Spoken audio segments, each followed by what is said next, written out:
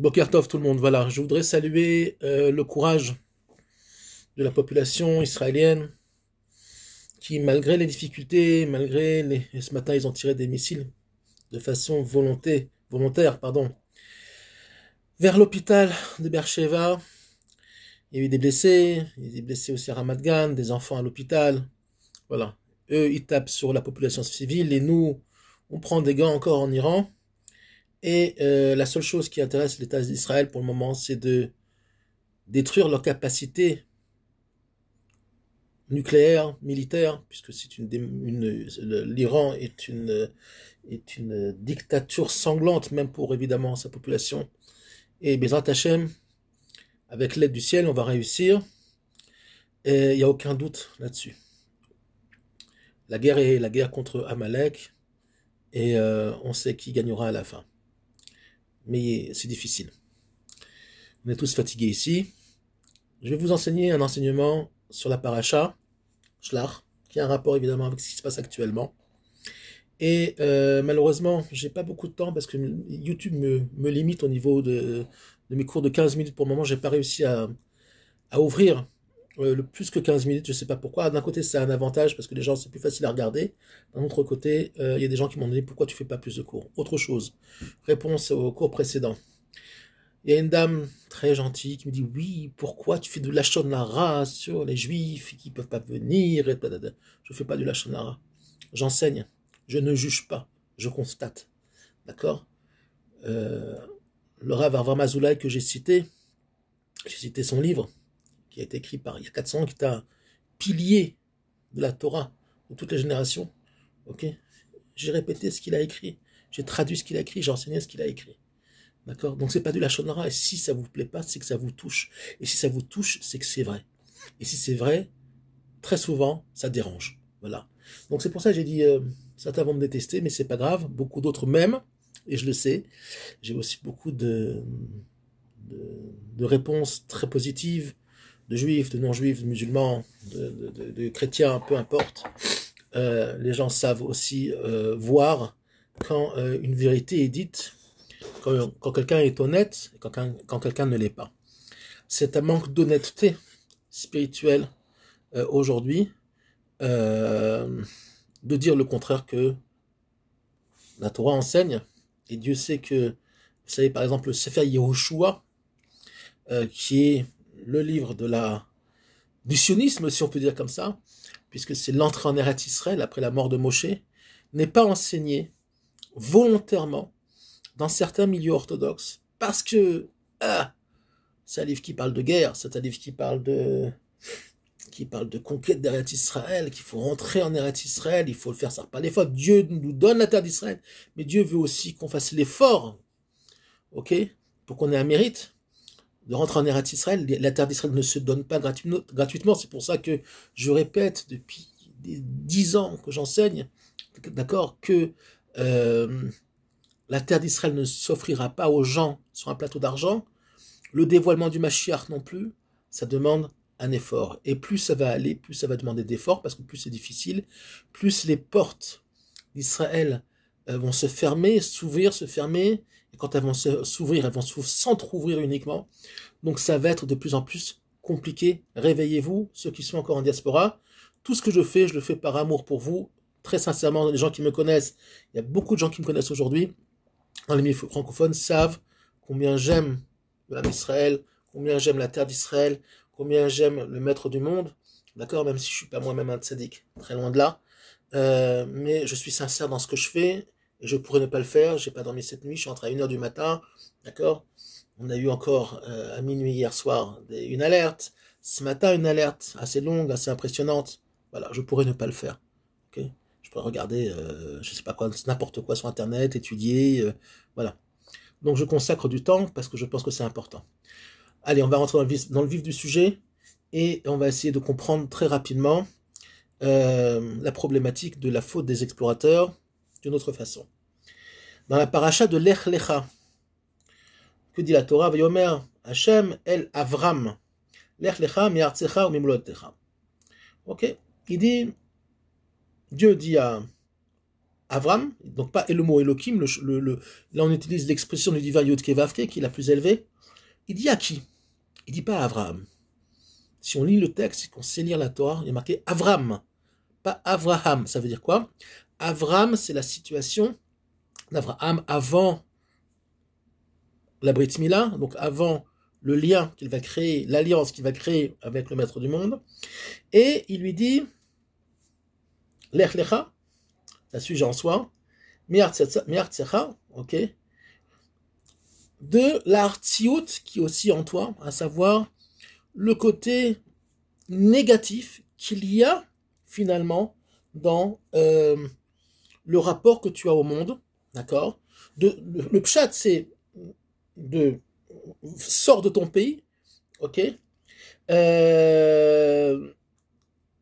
Et on va dire, je vais t'apprendre, tu as fait déjà le bon chemin, puisque je répète que l'Ech Lecha, c'est Dieu qui dit à Avram, pardon, il lui confirme, c'est pas qu'il lui dit va, c'est pas que Avram était statique, il n'était pas statique, il était déjà en route, parce qu'il savait par intuition que c'était l'endroit où il fallait aller, Hamakom, le Har Moria, il était déjà en route et Dieu ne fait que lui confirmer. El Haaretz Asher Arecha, vers la Artiout, vers donc le côté, on va dire, terrien, d'accord, que je vais te montrer. De quoi on parle?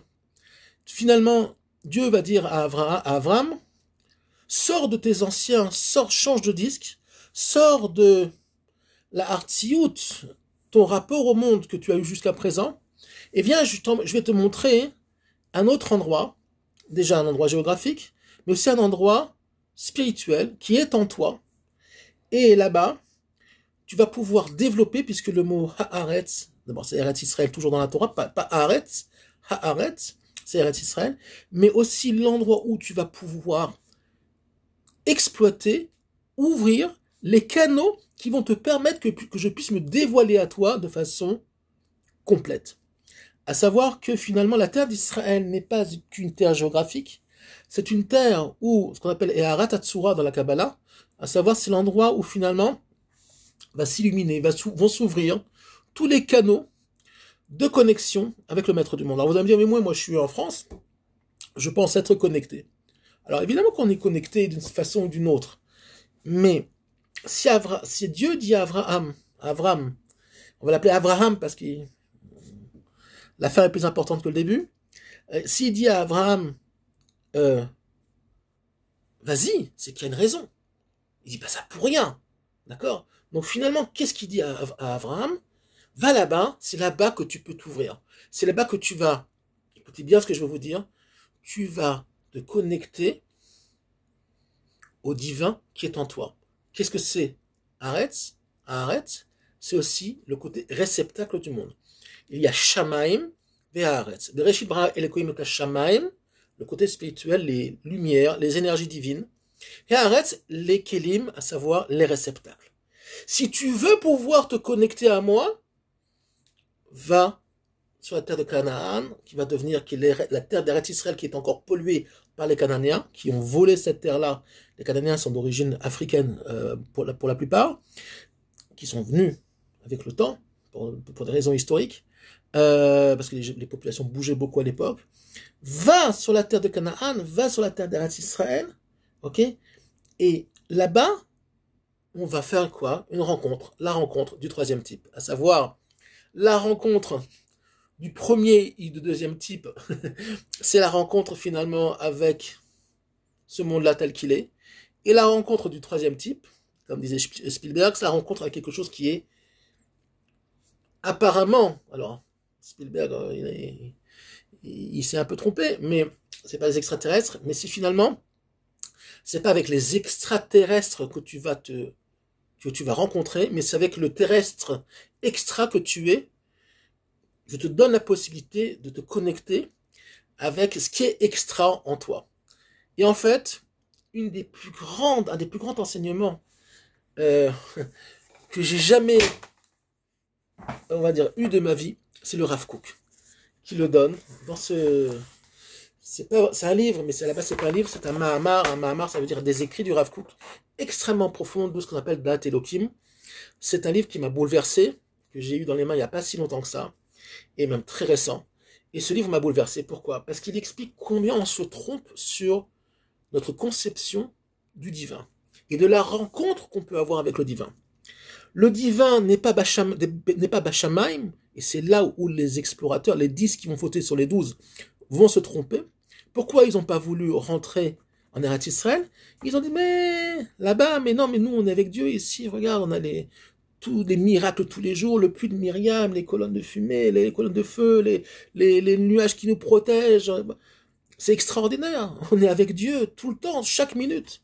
D'accord? Dieu se dévoile à nous chaque minute. Oui, mais tu n'as pas de mérite, Coco. Tu es comme un enfant à qui on donne le biberon. Dieu veut que tu sois adulte. Dieu veut que tu sois autonome. Et il veut que tu le rencontres et que tu comprennes où, finalement, se cache le divin dans ce monde-là. D'abord, première réponse. Le divin est en vous.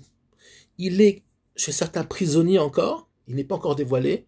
Ceux qui ont un peu plus de maturité et de grandeur spirituelle ont déjà commencé à ouvrir les canaux, les portes de leur cœur surtout, de leur esprit, mais surtout de leur cœur, parce que le cœur, c'est le centre, finalement, de ce qu'on appelle l'émotionnel, et l'émotionnel est beaucoup plus élevé que l'intellect. L'intellect, il peut être froid, on peut être le docteur Mengele, d'accord, et être très, très intelligent, mais si tu n'as pas de cœur, alors tu ne peux pas rencontrer le maître du monde. Et comment on rencontre le maître du monde? Il te dit, quand tu rencontres la vie, quand tu rencontres le monde, connecte-toi au monde, essaie de voir, de prendre conscience du divin qui se cache dans chaque chose de la création. J'ai déjà expliqué, j'ai déjà jeté un mot il n'y a pas longtemps. Et qu'est-ce qu'il dit?